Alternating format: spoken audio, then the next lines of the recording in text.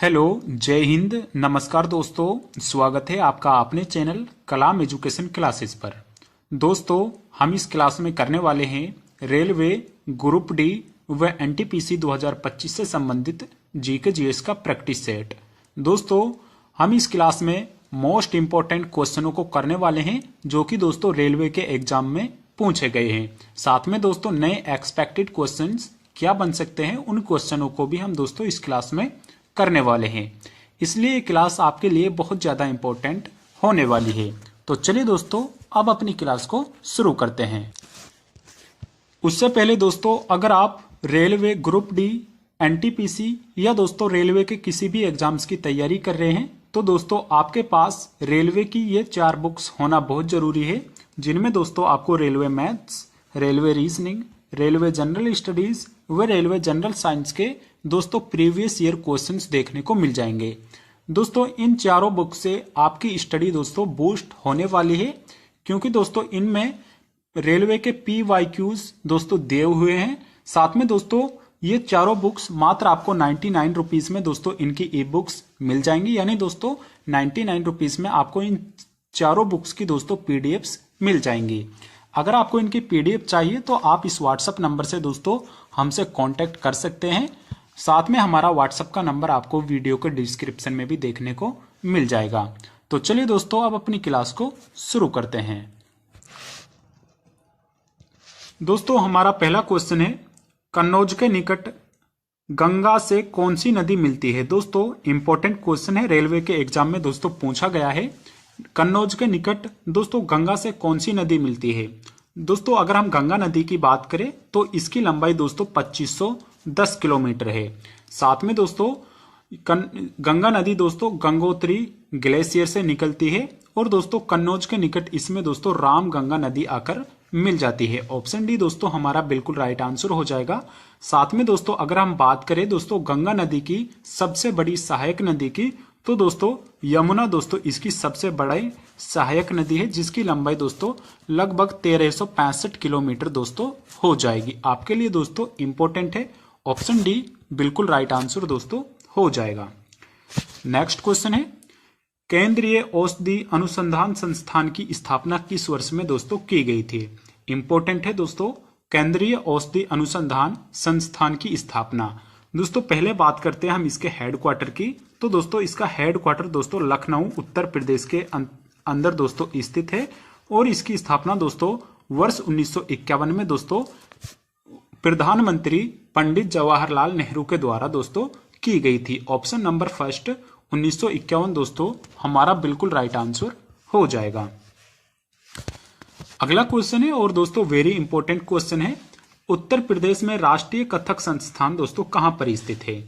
दोस्तों अगर हम कथक की बात करें तो दोस्तों नॉर्थ इंडिया का एकमात्र दोस्तों शास्त्रीय नृत्य है दोस्तों कथक, जो कि दोस्तों मोस्टली दोस्तों उत्तर प्रदेश में दोस्तों यहाँ पर उत्तर प्रदेश का शास्त्रीय नृत्य है और जो इसका दोस्तों संस्थान स्थित है वो लखनऊ में स्थित है।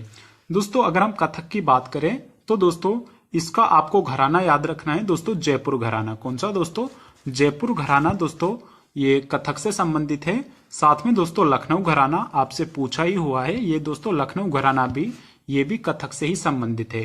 साथ में दोस्तों बनारस घराना, कौन सा दोस्तों, बनारस घराना ये भी दोस्तों कथक से संबंधित है। साथ में दोस्तों चौथा हमारा रायगढ़ घराना हो जाएगा। कौन सा दोस्तों, रायगढ़ घराना भी दोस्तों कथक से ही संबंधित है। आपसे दोस्तों कई बार एग्जाम में इनके दोस्तों संस्थापक भी पूछ लेता है, वो भी आपके लिए मोस्ट इंपॉर्टेंट है। हमारा दोस्तों ऑप्शन डी बिल्कुल राइट आंसर हो जाएगा। अगला क्वेश्चन है, मौलिक कर्तव्यों के अंतर्गत भारतीय संविधान का निम्नलिखित में से कौन सा अनुच्छेद हमारी समग्र संस्कृति की समृद्ध विरासत के महत्व और संरक्षण से संबंधित है। दोस्तों मौलिक कर्तव्य मोस्ट इंपॉर्टेंट है दोस्तों। दोस्तों पहले बात करते हैं हम मौलिक कर्तव्य की। तो दोस्तों हमने इनको USSR के संविधान से दोस्तों ग्रहण किया है और दोस्तों साथ में ये दोस्तों सरदार स्वर्ण सिंह समिति की अनुशंसा पर दोस्तों हमने ये अपनाए थे और दोस्तों इनमें दोस्तों कुल 11 मौलिक कर्तव्य है और इनमें से मोस्ट इंपॉर्टेंट हो जाएगा दोस्तों 86वें संविधान संशोधन कर दोस्तों दो में दोस्तों हमने शिक्षा का अधिकार यानी दोस्तों इसको एक जोड़ा गया था, जो कि दोस्तों हमारा 11वां मौलिक कर्तव्य था। वहीं दोस्तों अगर हम अपने क्वेश्चन की बात करें, हमारी समग्र संस्कृति की समृद्ध विरासत, ये दोस्तों अनुच्छेद 51A दोस्तों F हो जाएगा।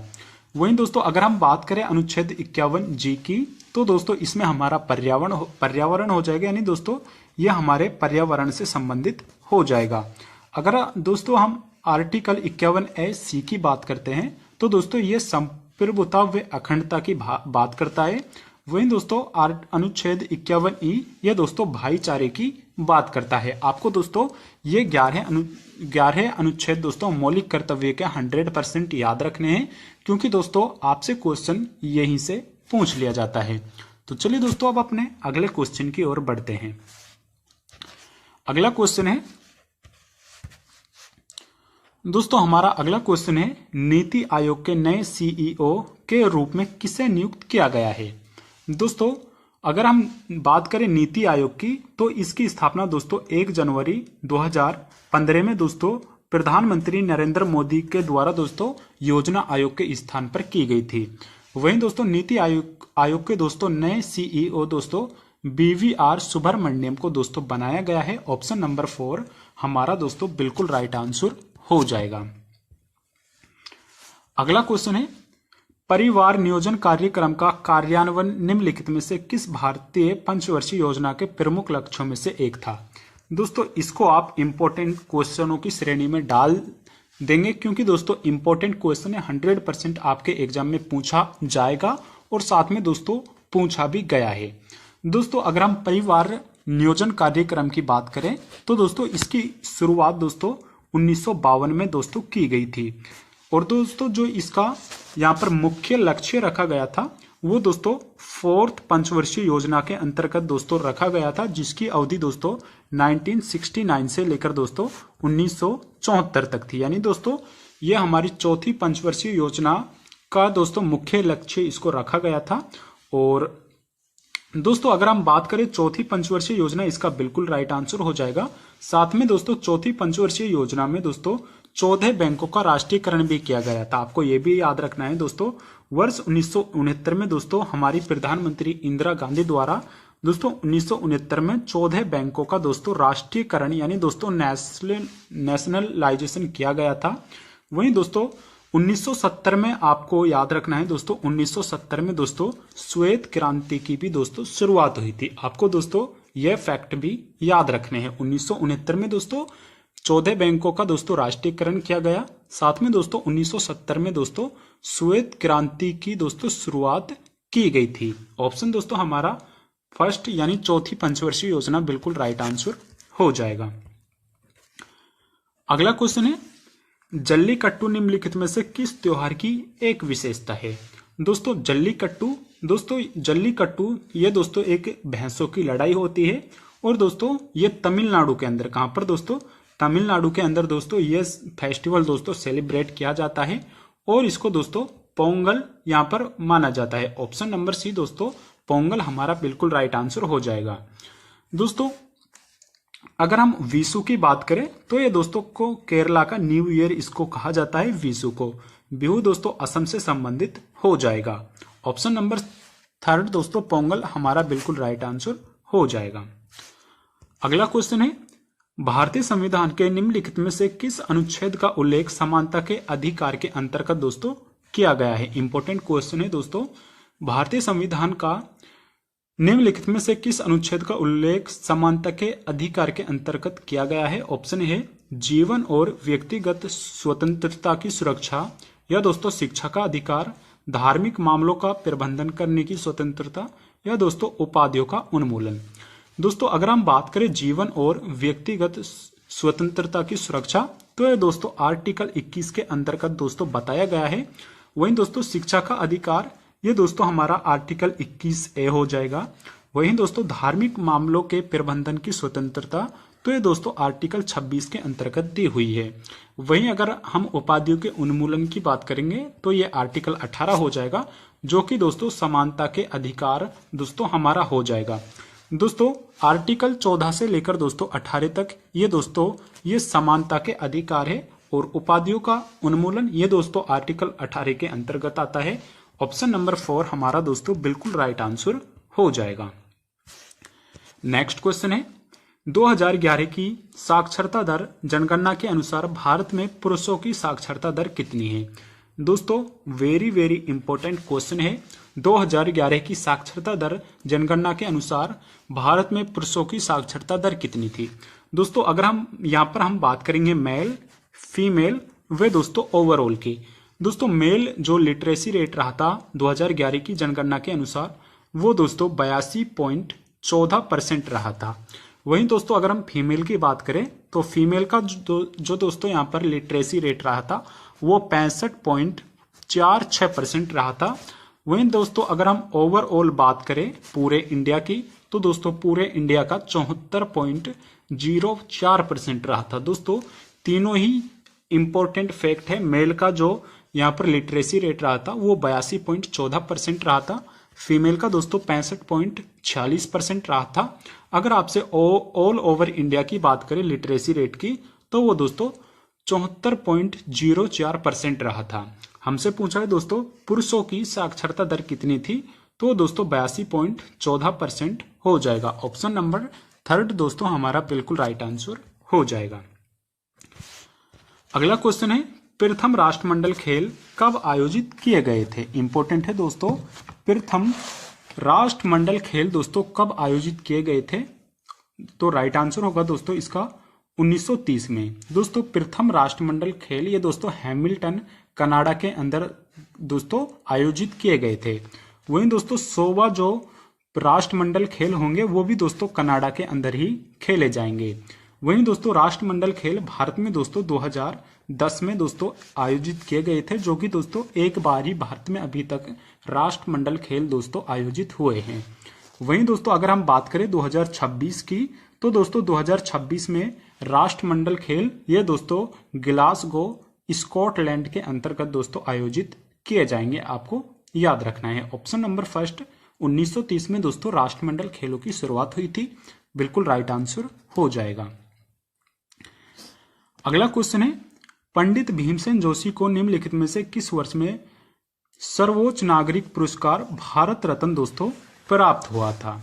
इंपॉर्टेंट क्वेश्चन है दोस्तों पंडित भीमसेन जोशी को किस वर्ष में भारत का दोस्तों सर्वोच्च नागरिक पुरस्कार भारत रत्न दोस्तों यहां पर मिला था। वहीं दोस्तों अगर हम बात करें ऑप्शन है आपके 2004, 2002, 2006 और दोस्तों 2009। दोस्तों राइट आंसर होगा इसका ऑप्शन नंबर 4 2009 में। 2009 में दोस्तों पंडित भीमसेन जोशी को भारत रत्न से दोस्तों सम्मानित किया गया था। दोस्तों भीमसेन जोशी ये दोस्तों किराना घराने से संबंधित है। कहां से दोस्तों? किराना घराने से संबंधित है। साथ में दोस्तों अगर हम बात करें पंडित भीमसेन जोशी की तो दोस्तों पद्म भूषण, कौन सा दोस्तों? पद्म भूषण दोस्तों इनको 1985 में दिया गया था। वहीं दोस्तों पद्म अगर हम विभूषण की बात करें तो दोस्तों ये 1999 में दिया गया था। और दोस्तों भारत रत्न 2009 में दिया गया था। ऑप्शन नंबर 4 2009 दोस्तों बिल्कुल राइट आंसर हो जाएगा। आपको दोस्तों पद्म भूषण 1985 ये भी याद रखना है। साथ में दोस्तों पद्म विभूषण 1999 में दिया गया था, ये भी याद रखना है। अगला क्वेश्चन है दोस्तों मुद्रा और बैंकिंग के संबंध में SLR का पूर्ण रूप क्या है। दोस्तों SLR का पूर्ण रूप क्या है? दोस्तों RBI जब दोस्तों मौद्रिक नीति बनाता है तो उस समय दोस्तों SLR का यहाँ पर प्रयोग किया जाता है। तो दोस्तों इसका यहाँ पर पूर्ण रूप होगा दोस्तों यहाँ पर ऑप्शन दिए हुए हैं स्टैच्यूअरी लीगल रेशो, दोस्तों बिल्कुल गलत हो जाएगा। स्टेट लिक्विडिटी रेशो ये भी दोस्तों बिल्कुल गलत। स्टैच्यूअरी लिक्विडिटी रेशो ये दोस्तों हमारा बिल्कुल राइट आंसर हो जाएगा। और दोस्तों 4th नंबर का भी बिल्कुल गलत हो जाएगा। दोस्तों आपको कुछ यहाँ पर ऐसे जो बैंकिंग से रिलेटेड दोस्तों फुल फॉर्म है वो आपको याद रखने हैं, क्योंकि दोस्तों इनमें से ही 1-2 क्वेश्चन आपको अपने एग्जाम में देखने को मिल जाते हैं। अगला क्वेश्चन है the Indian war of independence 1857 पुस्तक के लेखक कौन है। वेरी वेरी इंपॉर्टेंट दोस्तों, आप इसको मानिए the Indian war of independence 1857 पुस्तक के लेखक दोस्तों इनमें से कौन है? ऑप्शन है दोस्तों सुभाष चंद्र बोस, विनायक दामोदर सावरकर, लाला लाजपत राय या दोस्तों मोहनचंद करमचंद गांधी। दोस्तों अगर हम महात्मा गांधी जी की बात करें तो दोस्तों सत्य के साथ मेरे प्रयोग, ये दोस्तों महात्मा गांधी जी ने दोस्तों लिखी थी पुस्तक। वहीं दोस्तों लाला लाजपत राय की बात करें तो दोस्तों अनहैप्पी इंडिया, कौन सी दोस्तों? अनहैप्पी इंडिया पुस्तक ये दोस्तों लाला लाजपत राय द्वारा लिखी गई है। वहीं दोस्तों सुभाष चंद्र बोस की अगर हम बात करें तो द इंडियन स्ट्रगल पुस्तक ये दोस्तों सुभाष चंद्र बोस द्वारा लिखी गई थी। अगर आपसे पूछता है the Indian war of independence 1857 तो ये दोस्तों विनायक दामोदर सावरकर द्वारा लिखी गई थी। ऑप्शन नंबर बी दोस्तों हमारा बिल्कुल राइट आंसर हो जाएगा। अगला क्वेश्चन है निम्नलिखित में से किस हिमालय पर्वतमाला में अधिकांश प्रमुख चोटियां है? इंपॉर्टेंट है दोस्तों, निम्नलिखित में से किस हिमालय पर्वतमाला में दोस्तों अधिकांश चोटियां है? ऑप्शन है ट्रांस हिमालय, हिमाद्री, शिवालिक या दोस्तों हिमाचल। दोस्तों अगर हम बात करें किसकी दोस्तों? ट्रांस हिमालय की, तो दोस्तों ट्रांस हिमालय ये दोस्तों सबसे बाहरी हिमालय हो जाएगा। वहीं दोस्तों हिमालय में अधिकांश पर्वतमालाएं हैं वो दोस्तों हिमाद्री के अंतर्गत हो जाएगा। हिमाद्री के अंतर्गत दोस्तों माउंट एवरेस्ट यानी दोस्तों नेपाल के अंदर माउंट एवरेस्ट विश्व की सबसे सर्वोच्च चोटी, ऊंची चोटी, लगभग दोस्तों 8850 मीटर दोस्तों ऊंची, ये दोस्तों हिमाद्री यानी दोस्तों जो हमारा वृहद हिमालय है उसमें दोस्तों स्थित है और इसी को दोस्तों हिमाद्री भी बोला जाता है। ऑप्शन नंबर बी बिल्कुल राइट आंसर हमारा हो जाएगा। अगला क्वेश्चन है गदर पार्टी की स्थापना किस वर्ष हुई? इंपॉर्टेंट क्वेश्चन है दोस्तों, गदर पार्टी की स्थापना किस वर्ष हुई, साथ में दोस्तों कहां पर हुई?